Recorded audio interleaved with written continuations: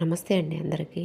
మన మొక్కలు ఆరోగ్యంగా పెరగాలన్నా, మనం అనుకున్నంత మంచి ఈల్డ్ మనకు రావాలన్నా, మన మట్టి ముందు ఆరోగ్యంగా ఉండాలండి. అలాగే మన మట్టిలో జీవం ఉండాలన్నమాట.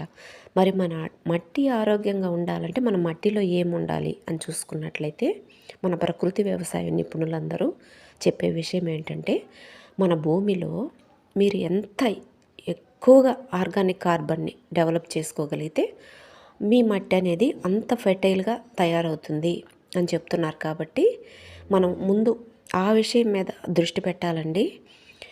మన మొక్కలకి మేలు చేసే కోటాను కోట్ల బెనిఫిషియల్ బ్యాక్టీరియాస్ అండ్ ఫంగస్లు ఇవన్నీ కూడా ఆరోగ్యంగా పెరిగి వాటి పని అవి సక్రమంగా చేయాలంటే ఈ ఆర్గానిక్ కార్బన్ అనేది తోడ్పడుతుందన్నమాట.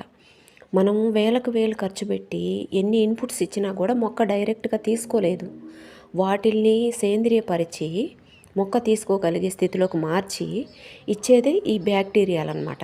ఈ సూక్ష్మజీవులు, మంచి చేసే సూక్ష్మజీవులు. ఇంకా ఈ ఆర్గానిక్ కార్బను మన మట్టిలో ఎక్కువగా ఉండటం వల్ల ఇంకా ఏం ఉపయోగాలంటే మన మట్టికి వాటర్ హోల్డింగ్ కెపాసిటీ వస్తుందన్నమాట. అది మనకి సమ్మర్లో ఉపయోగపడుతుంది. అలాగే పోరస్గా తయారవుతుంది, గుల్లగా తయారవుతుంది మట్టి. దానివల్ల ఈ గాలి అనేది లోపలికి సులభంగా ప్రవేశిస్తుంది. మొక్క వేర్లు అనేవి ఆక్సిజన్ని మంచిగా తీసుకోగలవు. అలాగే రూట్స్ మంచిగా డెవలప్ అయ్యి మొక్క హెల్తీగా పెరుగుతుంది. అలాగే ఎక్సెస్ వాటర్ అయిందనుకోండి వర్షాకాలంలో, అప్పుడు కూడా ఈ నీరు ఈ మట్టి అనేది నీటిని స్పాంజిలా ఎంతవరకు అవసరమో అంతవరకు స్పాంజిలా పీల్చుకొని మిగిలిన వాటర్ని బయటికి పంపించేస్తుంది. అలాగే సాయిల్ pH ఒక్కోసారి ఈ వాతావరణ మార్పుల వల్ల మనం ఇచ్చే ఈ లిక్విడ్ ఫర్టిలైజర్స్ ఏదో దేనివల్ల అటు ఇటు అయినా కూడా దాన్ని కరెక్ట్గా ఉంచేది ఈ ఆర్గానిక్ కార్బనేనమాట. అలాగే నా పాత మట్టి చూడండి ఎలా ఉందో. ఇది పాత మట్టి చూడండి ఎంత గుల్లగా ఉందో. గట్టిగా ఉన్నందువల్ల ఎన్ని నష్టాలో మనకు తెలుసు. చూడండి ఎంత బాగుందో.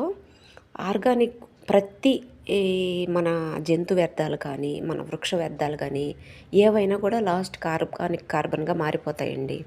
అందువల్ల నేను నా మట్టిని ఎలా తయారు చేసుకుంటాను అనేది నెక్స్ట్ వీడియోలో చూపిస్తాను. చూడండి ఎంత బాగుందో మట్టి.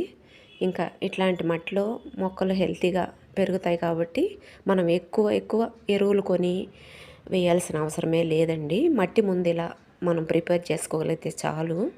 ఇది 2.5 year పాత మట్టి అండి. చూడండి ఎంత బాగుందో.